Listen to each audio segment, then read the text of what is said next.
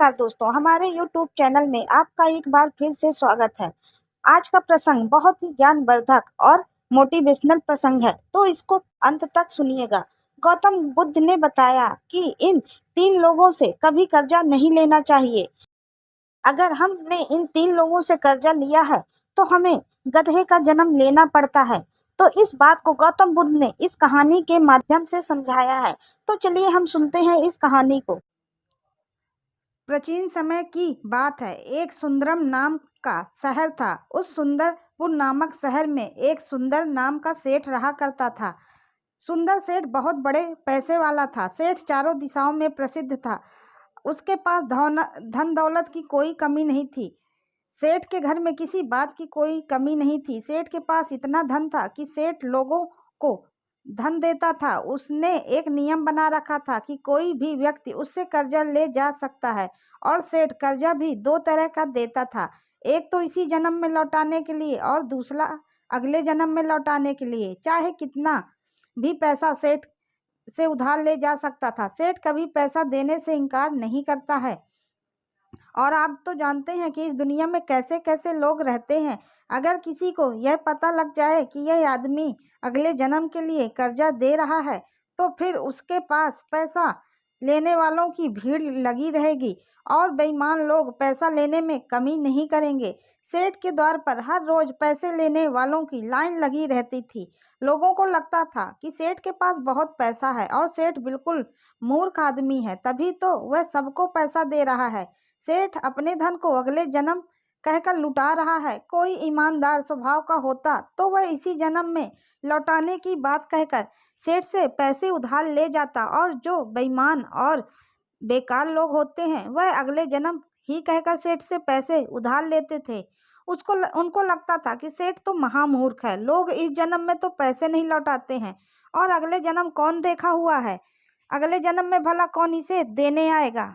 यह तो पागल है और अगले जन्म की आस लगा बैठा है। अब तो मित्रों, अगर किसी को किसी चीज की आवश्यकता पड़ती तो वह फौरन उस सेठ के पास जाने लग जाते और उसके दरवाजे पर पहुंचकर सेठ से कहते, सेठ जी, हमें पैसे की जरूरत है। सेठ बड़ा उदार हृदय का था।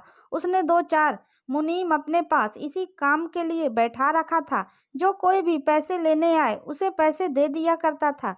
कोई भी उसके दरवाजे से खाली हाथ नहीं जाता था।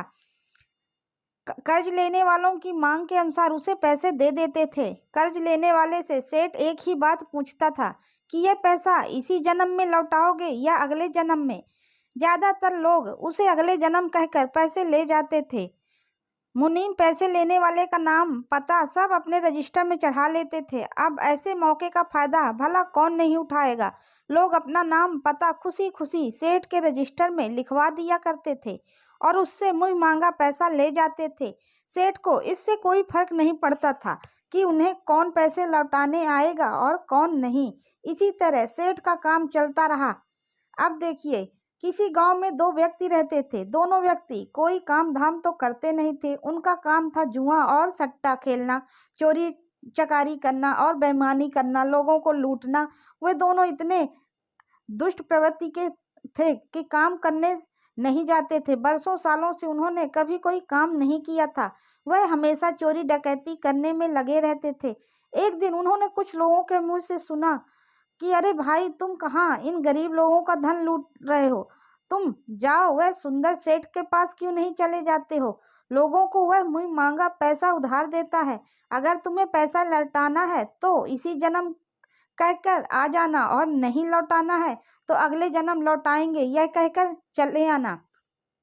सेठ दोनों तरह से पैसा उधार देता है। सुंदर सेठ के बारे में सुनकर वह दोनों चोर बड़े खुश होते हैं। उन्हें विचार किया कि अब इससे अच्छी कौन सी बात हो सकती है। सेठ जब अगले जन्म के लिए पैसे उधार देता है तो क्यों ना हम दोनों चलकर उसी सेठ से खूब सारे पैसे उधार ले लें।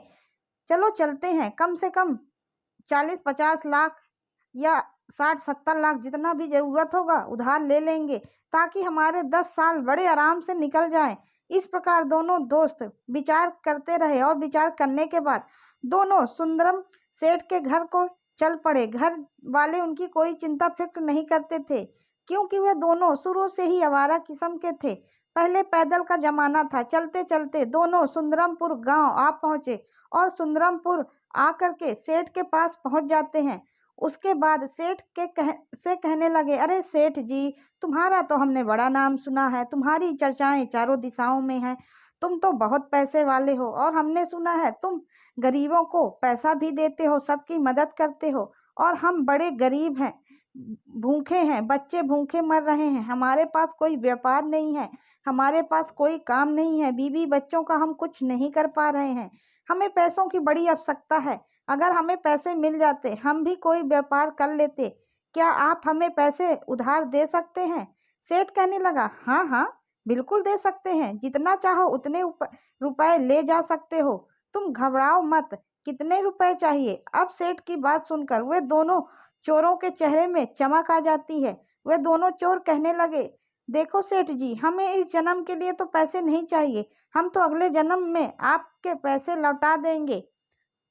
सेठ उसकी बात सुनकर कहने लगा, हाँ हाँ, कोई बात नहीं है, आप अगले जन्म के लिए ले जाओ, हम कम मना कर रहे हैं, आप बताइए तो सही कितने पैसे चाहिए, हम आपको अगले जन्म के लिए भी पैसे देते हैं। इस प्रकार सेठ की बात सुनकर वे दोनों चोर मन ही मन बड़े प्रसन्न हुए। उन्हें लगा, अच्छा मूर्ख सेठ है, इसको तो हमने अच्छा मूर्ख बनाया।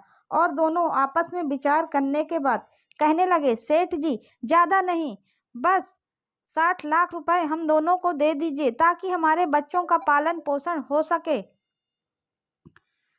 दोनों चोरों की बात सुनकर सेठ जी अपने मुनीम से कहने लगे, मुनीम जी, इन दोनों को 60 लाख रुपए दे दीजिए। मुनीम ने फौरन ही सेठ की आज्ञा का पालन किया और दोनों को 60 लाख रुपए पकड़ा दिए। 60 लाख रुपए लेकर वे दोनों पैसों को अपनी जेब में रखकर दोनों चोर चल दिए। सेठ ने उन दोनों का नाम पूछकर अपने रजिस्टर में उनका नाम लिख लिया। फलाने फलाने व्यक्ति ने अगले जन्म चुकाने के लिए 60 लाख रुपए का कर्जा लिया है।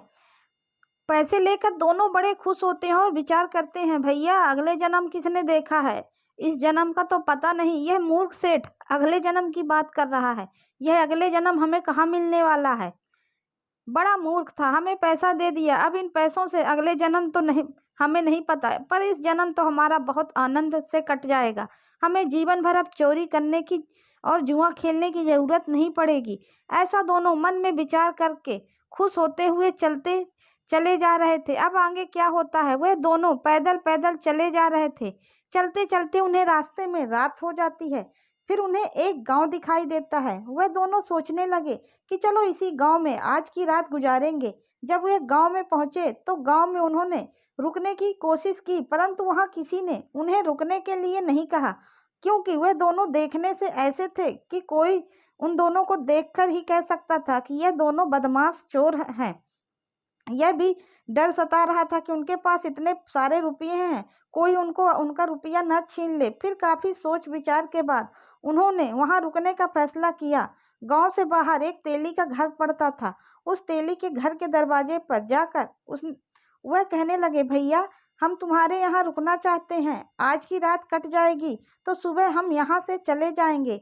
भाई हम तुम्हारा खाना भी नहीं खाएंगे, केवल सोने के लिए हमें बिस्तर दे देना और एक चारपाई। तेली कहने लगा, भाई मेरे पास एक ही चारपाई है, एक काम करो, मेरे तबेले पर एक खाट पड़ी हुई है और वहाँ एक गधा और एक भैंस बंधा हुआ है, तुम जाओ, जाकर आराम से वहाँ सो जाना और मेरे उन पशुओं की रखवाली भी करते रहना।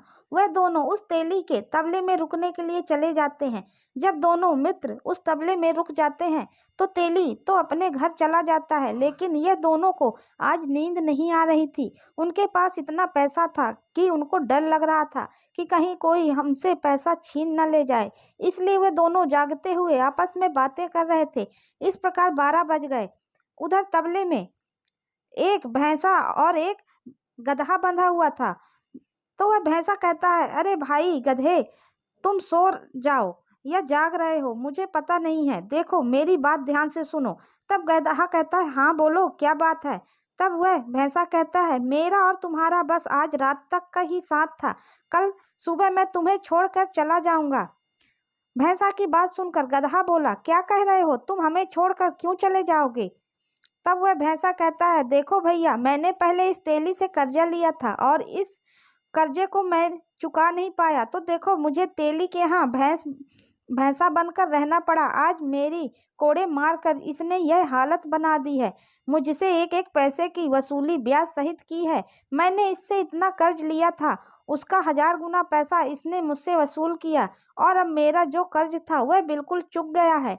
मैं अब इस तेली के ऋण से मुक्त हो गया हूँ और प्रातः काल मैं तेली के घर एक सानी चारा खाऊंगा और चारा खाने के बाद मैं यहाँ से चला जाऊंगा। उसके बाद मैं यह शरीर छोड़ दूंगा।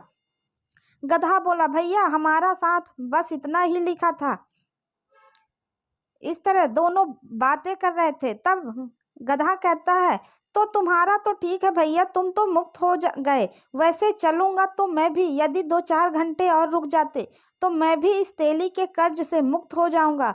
मुझे भी इस तेली के कर्ज से मुक्ति कल ही मिलेगी। बस कल इसका एक सामान मुझे घाट से लाना है और लाकर इसे दे देना है। उसके बाद एक कसाई आएगा और वह कसाई मेरे पूर्व जन्म के रुपए लिया था, वह पैसे देकर मुझे खरीदेगा और यह तेली उन पैसों को जैसे ही लेगा वैसे ही मैं भी इसके कर्ज से मुक्त हो जाऊंगा। मैंने भी पूर्व जन्म में इस तेली से कर्जा लिया था। मैंने इसका पूरा कर्जा चुका दिया, क्योंकि कुछ तो इसने मुझसे काम करवा कर लिया और कुछ इसने अपने घर बनाने में जो ईंटें ढोई थी वह मेरे कारण ही इसके यहाँ पहुँचती थी। इस कारण इसका कर्जा मैंने चुका दिया और जो कुछ बचा कुचा है वह कसाई जब मुझे खरीदने आएगा तब इसका पूरा हो जाएगा और मैं भी तुम्हारे साथ चलूंगा। उसके बाद मैं भी मर जाऊंगा। यह बात वहां बैठे हुए दोनों चोर सुन लेते हैं। जब वह सुनते हैं तो सोचने लगते हैं, यह क्या बात सच है? हमें देखना चाहिए कल तक कि ये दोनों सच कह रहे हैं या फिर झूठ कह रहे हैं। इधर बंधुओं, जब प्रातः काल होता है, जब दिन निकलता है तो तेली आता है और तेली ने आने के बाद उन दोनों को खाने को चारा डाल दिया। भैंसी ने चारा खाया और चारा खाने के बाद वह भैंसा वहीं पर गिर जाता है और उसकी मृत्यु हो जाती है। जब भैंसा मर जाता है तो तेली बड़ा दुखी होता है, हाय मेरा भैंसा मर गया। उधर वह दोनों चोर आपस में विचार करते हैं, अरे भाई बात तो बिल्कुल सही हो गई, जैसा हमने रात सुना था उसी हिसाब से यह घटना घटी है। इसका मतलब इस भैंसे ने तेली से कर्जा लिया था। अब सवाल यह है कि क्या यह गधा भी मरेगा? चलो इसको भी देखते हैं। अब दोनों चोर वहां पर रुक कर देखने लगते हैं। इधर तेली गधे के ऊपर सामान बहुत सारा लाद कर उसे घाट की तरफ ले जाता है। इस तरह 2-3 घंटे काम करने के बाद एक कसाई आता है। कसाई ने तेली से कहा, अरे भाई क्या तुम यह गधा मुझे बेचोगे? तेली ने कहा, हाँ भाई मैं इस गधे को बेच दूंगा। कसाई पूछा, बताओ कितने पैसे लोगे? अब तेली कसाई को गधे की कीमत बताता है। तेली ने जितने पैसे मांगे थे कसाई ने उतने पैसे देकर उस गधे को खरीद लिया और वह गधे को खरीद कर उसे लेकर जाने लगा। उधर वे दोनों मित्र कहने लगे, देख भाई गधे ने कहा था कि कसाई आएगा, कसाई अभी आया और तेली ने गधे को बेच दिया। अब हम इसके पीछे पीछे चलते हैं और देखते हैं कि रास्ते में यह गधा मरेगा कि नहीं। जैसे ही वह कुछ दूर तक उस कसाई का पीछा करते हैं तो गांव से बाहर निकलकर जैसे ही गांव की सीमा को पार किया वैसे ही गधा पछाड़ खाकर गिर गया और गधे के प्राण निकल गए। मित्रों, अब तो उन दोनों चोरों के पैर तले जमीन खिसक जाती है। दोनों आपस में बातें करने लगे, भैया बात तो बिल्कुल सच हो गई। उस भैंसे ने तेली से कर्जा लिया था, इसलिए वह तेली उस घर का हिस्सा बना और तेली के पैसे चुकाकर वह मर गया। उसी तरह वह गधा ने भी कर्जा लिया और जब वह पूर्व जन्म में कोई मनुष्य होगा तो वह भी तेली का पैसा चुकाकर मर गया। इससे सिद्ध होता है कि अगर कोई किसी का पैसा खाता है तो उसे गधा या भैंसा बनकर चुकाना पड़ता है। इसी तरह हम सेठ से पैसा उधार लेकर आए हैं, लगता है अगले जन्म हमें भी सेठ के यहाँ कोई न कोई पशु बनकर यह पैसा चुकाना पड़ेगा। दोनों ने आपस में विचार किया कि अब क्या करना चाहिए। एक ने कहा, चलो वापस चलते हैं और सेठ के यहाँ चलकर उसके पैसे लौटा देते हैं। सेठ जब पूछेगा कि पैसे क्यों लौटाने आए हो तो उससे कह देंगे कि हमारे पास पैसों की व्यवस्था हो चुकी है, आप अपने पैसों को ले लीजिए। इस प्रकार वे दोनों सेठ के पास चल देते हैं और वापस सुंदरमपुर गांव पहुंच जाते हैं। सेठ के पास पहुंचते हैं तो सेठ ने उन्हें देखकर कहने लगा, आप लोग वापस क्यों आ गए, क्या बात है। तब वह दोनों चोर कहते हैं, सेठ जी, थोड़ी देर पहले हम आपसे जो पैसे ले गए थे उन पैसों को वापस करने आए हैं। दरअसल हमारे पास और कहीं से पैसों की व्यवस्था हो गई है। आप अपने पैसे वापस लेकर उस रजिस्टर से हमारा नाम काट दीजिए। सेठ जी ने अपना बही खाता देखा तो बही खाते में लिखा कि अगले जन्म के लिए पैसे उधार लिए थे। तो सेठ जी कहने लगे, देखो भाई, यदि इस जन्म के लिए तुम पैसे उधार ले लेते जाते तो ये पैसे लेकर उन्हें जमा कर लेता, परंतु तुमने तो अगले जन्म के लिए पैसे उधार लिए हैं। अब तो मैं इस पैसों के लिए जमा नहीं कर सकता। अब तुम्हें यह पैसे अगले जन्म में ही चुकाने पड़ेंगे। जब यह बात सेठ की उन चोरों ने सुनी तो उन्होंने सेठ से फिर कहा, नहीं सेठ जी, आपको यह पैसे लेने पड़ेंगे। अब तो सेठ उन पैसों को लेने से साफ इनकार कर देता है और वह दोनों जबरदस्ती उन पैसों को देना चाहते थे। काफी मिन्नत करने के बाद भी सेठ ने वह पैसे नहीं लिए। अब तो निराश होकर दोनों अपने घर की ओर लौटकर जाने लगते हैं और विचार करते जा रहे हैं कि हमें सेठ के यहाँ गधा बनना पड़ेगा और यह सेठ डंडे मार मार कर एक एक पैसे का हमसे हिसाब बराबर करेगा। अब हम क्या करें, हमने तो सेठ का कर्जा लेकर मुफ्त में ही मुसीबत ले ली। दोनों सोचते हुए चलते जा रहे थे। जब चलते चलते वे एक जंगल पहुंचे और उस जंगल में एक चौराहा था। उस चौराहे में पर दोनों लोग एक वृक्ष के नीचे बैठ जाते हैं और विचार करते हैं कि हमें सेठ के यहाँ जन्म लेना पड़ेगा और सेठ न जाने कितनी हमें यातनाएं देगा, कितना हमें कष्ट देगा, तब यह हमसे पैसे वसूलेगा। दोनों आपस में विचार कर रहे थे। तभी एक चोर बोला, भैया, मेरे दिमाग में एक युक्ति आई है। हम एक काम करते हैं, जितना भी रुपया हमने सेठ से लिया है उससे इस जंगल में कहीं, देखिए, पानी का कोई साधन नहीं है, यहाँ एक सुंदर तालाब बनवा देते हैं। दूसरा कहने लगा, भाई, बात तो तुम अच्छी कह रहे हो। इस प्रकार दोनों ने विचार विमर्श करके फैसला कर लिया कि हम सेठ के इस कर्ज के पैसे से यहाँ पर एक बड़ा सा तालाब बनाएंगे। फिर क्या था, उन्होंने पड़ोस के गांव से मजदूर बुलवा लिए और एक तालाब की खुदाई शुरू करवा दी। कुछ ही समय में उन्होंने एक बहुत सुंदर तालाब बनवा दिया। तालाब के चारों ओर हरे भरे पेड़ पौधे लगवा दिए। चारों तरफ सुंदर सुंदर सीढ़ियां बनवा दी।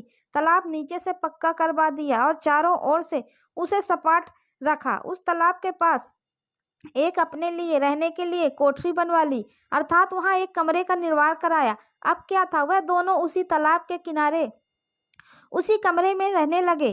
सेठ के यहाँ से जितने पैसा वह लेकर आए थे, सारा पैसा उन्होंने उस तालाब में लगवा दिया।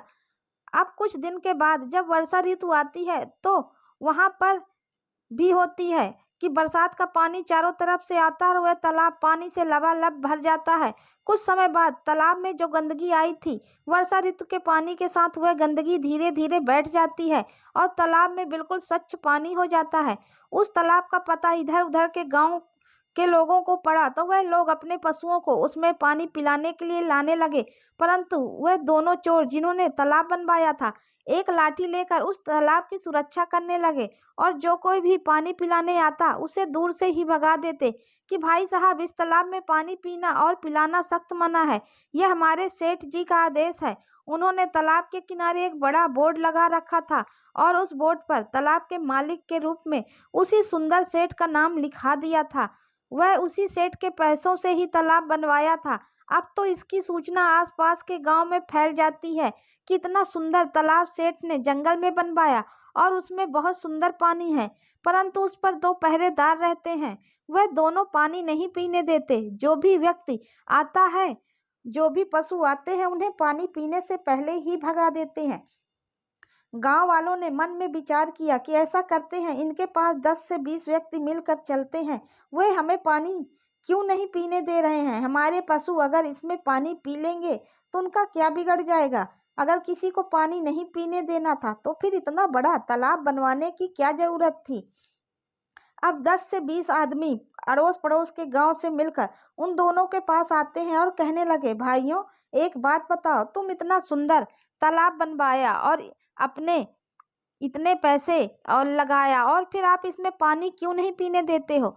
तो वे दोनों चोर कहने लगे, देखो भाई ग्रामवासियों, हमारी कोई नहीं है, हम तो उस सेठ के नौकर हैं। यह तालाब तो सुंदरमपुर के सुंदर सेठ ने बनवाया है और उसका आदेश है कि किसी को पानी नहीं पीने दिया जाएगा। जब मालिक का आदेश नहीं है तो हम क्या कर सकते हैं?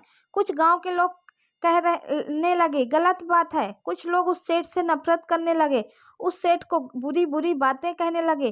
कुछ लोग उसे सरापने लगे। जब तालाब बनवाया था तो फिर पानी क्यों नहीं पीने देते हो? दोनों चोर ने कहा, देखो भाई, हम इनकार नहीं कर रहे हैं, लेकिन पहले आप सुंदर सेठ से अनुमति ले आइए। अगर सेठ कह देगा तो फिर पानी पीने से हम किसी को नहीं रोकेंगे।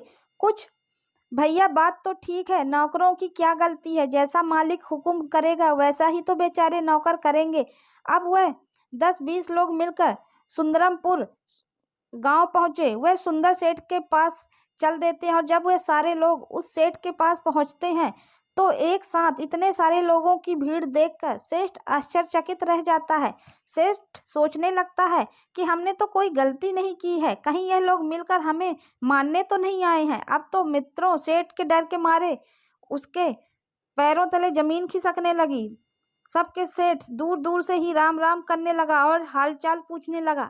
सेठ ने उन सबको बड़े सम्मान से अपनी बैठक में बुलाया, जलपान करवाया।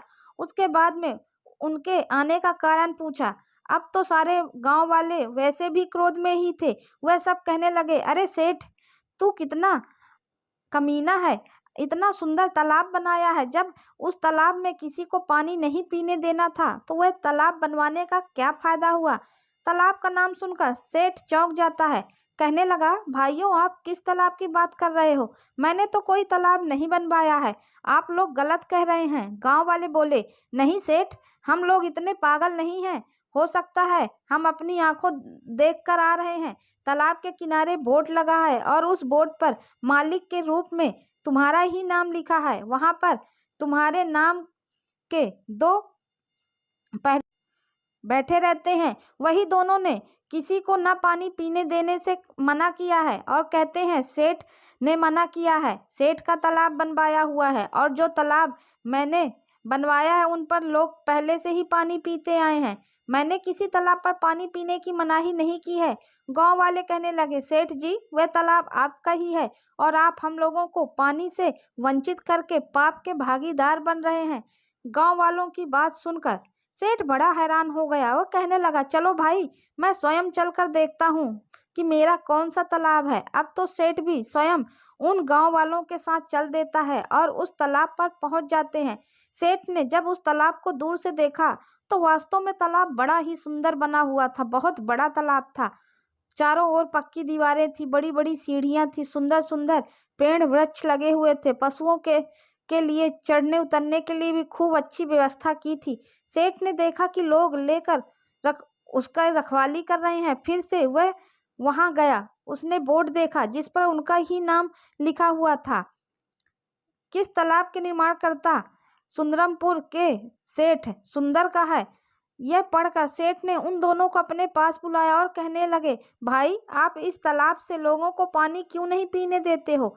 क्या कारण है? और यह आपने अपना तालाब भी मेरे नाम से बनवाया है। मेरे नाम पर तालाब बनाकर लोगों को पानी से वंचित रखकर मुझे क्यों पाप का भागीदार बना रहे हो, जबकि मैंने तो यह तालाब बनवाया ही नहीं। तब वह दोनों चोर सेठ से कहते हैं, समस्त गांव वाले भी यहाँ मौजूद हैं। वह कहने लगे, सेठ जी, हम आपको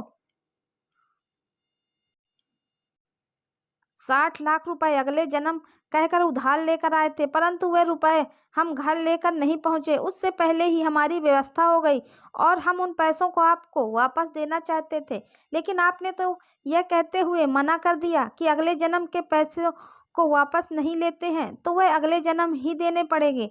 लेकिन सेठ जी, हम उन पैसों को इसी जन्म देना चाहते हैं और आपने उन पैसों को लेने से इनकार कर दिया। अब बताओ हम क्या करें? इसलिए हमारे मन में विचार आया, हमने उन पैसों से यह तालाब बनवा दिया। पैसे तो आपके ही थे, इसलिए हमने आपका नाम लिखवा दिया। अब हम पानी नहीं पीने देंगे जब तक आप उन पैसों को माफ नहीं करेंगे और अपने रजिस्टर से हम दोनों का नाम नहीं काटोगे।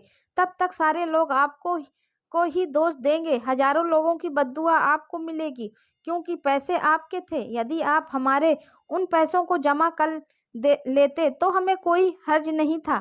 चाहे जो आकर पानी पिए। यदि आपने पैसे जमा नहीं किए तो फिर हम किसी को पानी भी नहीं पीने देंगे, आप किसी को हाथ भी नहीं लगाने देंगे। यह सुनकर सेठ भी बड़ा चकित होता है कि इन दोनों ने बड़े दिमाग से काम किया है। गांव वाले कहने लगे, ये दोनों बहुत अच्छे आदमी हैं, देखो इन्होंने कितना सुंदर तालाब बनवाया है। सेठ जी, आप इनका कर्ज माफ कर दो। सेठ जी कहने लगे, देखो भाई, मैं अगले जन्म के पैसों को तो माफ नहीं करता। तब वे दोनों कहने लगे, कोई बात नहीं है, मत करो माफ, हम किसी को पानी भी नहीं पीने देंगे और इस पाप के भागीदार जिंदगी भर आप बनोगे। अब आप सोच लो, आपके नाम से कितना अपराध होगा। सेठ की बात समझ में आ जाती है कि मेरे पैसे और मेरे नाम का यह लोग दुरुपयोग करेंगे और मैं नरक का भागी बनूंगा। सेठ कहने लगा, कोई बात नहीं है, मैं तुम्हारे पैसों को अभी जाकर जमा करता हूँ, परंतु तुम इन गांव वालों को पानी पीने देना। कितने जानवर, कितने पक्षी पानी पीने के लिए इस तालाब पर आते हैं और तुम उन्हें भगा देते हो। मेरे से तो यह बहुत बड़ा पाप हो रहा है। इस प्रकार सेठ ने उन दोनों के पैसों को जमा कर लिया और रजिस्टर से उनका नाम भी काट दिया। इस प्रकार वह दोनों चोर बहुत प्रसन्न होते हैं और अपने अपने घर चले जाते हैं। उस दिन के बाद उन्होंने कभी किसी को न तो चोरी की, न कभी जुआ खेला और न ही किसी से कोई बेईमानी की। उनके अंदर ब्रह्म ज्ञान जागृत हो गया। इस कहानी का मूल उद्देश्य यह है कि अगर हम किसी का एक पैसा भी लेते हैं तो वह हमारे खाते में लिख जाता है और वह पैसा हमें किसी न किसी रूप में चुकाना पड़ता है, चाहे हम इस जन्म में चुकाएं या अगले जन्म में चुकाएं, लेकिन हमें वह पैसा चुकाना ही पड़ता है। इसलिए हमें किसी का पैसा नहीं लेना चाहिए, कभी चोरी नहीं करनी चाहिए, ना ही बेईमानी करना चाहिए। इससे हमको इस जन्म तो ठीक है, हमारा अगला जन्म भी बेकार हो जाता है। हमें पाप नहीं करना चाहिए। धन अधर्म के रास्ते पर चलकर कमाया हुआ पैसा हमें पाप का भागीदार बना देता है। इसलिए हमें बेईमानी का धन नहीं कमाना चाहिए, ना ही चोरी करना चाहिए, ना जुआ खेलना चाहिए और ना ही किसी से झूठ बोलकर पैसा लेना चाहिए। क्योंकि इस जन्म तो ठीक है, हमें अगले जन्म, अगर अगले जन्म नहीं तो अगले के अगले जन्म, लेकिन हमें वह कर्जा चुकाना तो पड़ता ही है, चाहे फिर हम गाय बनकर चुकाएं, चाहे भैंस बनकर या फिर गधा बनकर। नंबर 1, चोरी और बेईमानी और ठगी का पैसा कभी नहीं खाना चाहिए। नंबर 2, किसी मंदिर या देव स्थान पर चढ़ा हुआ पैसा कभी मत खाना चाहिए। किसी भी धार्मिक स्थान का जो पैसा होता है उसे हमें कभी नहीं खाना चाहिए। नंबर 3, रिश्वत का पैसा। रिश्वत का पैसा खाने से भी हमें पाप चढ़ता है, क्योंकि जो लोग हमें रिश्वत देते हैं वह अपने खून पसीने की कमाई आपको अपना काम करवाने के लिए देते हैं, तो हमें कभी रिश्वत भी नहीं लेनी चाहिए। दोस्तों, इन 3 जगहों का पैसा हमें कभी नहीं खाना चाहिए। जो यह 3 स्थानों का पैसा खाते हैं उनका सर्वनाश हो जाता है। जो लोग ये सोच रहे हैं हम तो 20 साल से इन जगहों का पैसा खा रहे हैं, हमारे साथ कभी कुछ नहीं हुआ है, हमारा कोई क्या बिगाड़ लेगा, तो चिंता मत करिए, निश्चित रूप से आपका बुरा होगा। इस जन्म में नहीं तो अगले जन्म में तो होगा ही होगा। इसलिए कभी भी हमें इन 3 जगहों का पैसा नहीं लेना चाहिए, नहीं तो हम गधे के रूप में जन्म लेकर दूसरे जन्म में उस कर्जे को चुकाते हैं। तो इसलिए अगर हमने उस इंसान को पैसा नहीं दिया, उससे हमने चोरी कर ली, वह नहीं जानता, लेकिन हमारा सारा लेखा जोखा परमात्मा की अदालत में रहता है और उसकी सजा तो हमें मिलती ही मिलती है। इसलिए सबसे यही विनती है कि कभी कोई चोरी नहीं करें, कभी पैसा किसी से उधार अगर लिया है तो वह पैसा हमें इसी जन्म में चुका देना चाहिए, नहीं तो हमें अगले जन्म में गधा बनकर वह पैसा चुकाना पड़ता है। तो आप सबको यह कहानी कैसी लगी प्लीज़ कमेंट्स करके ज़रूर बताइएगा। अगर अच्छी लगी है तो स्टोरी को लाइक कीजिए, चैनल को सब्सक्राइब कीजिए। अब मिलते हैं अगले वीडियो के साथ, तब तक के लिए नमस्कार।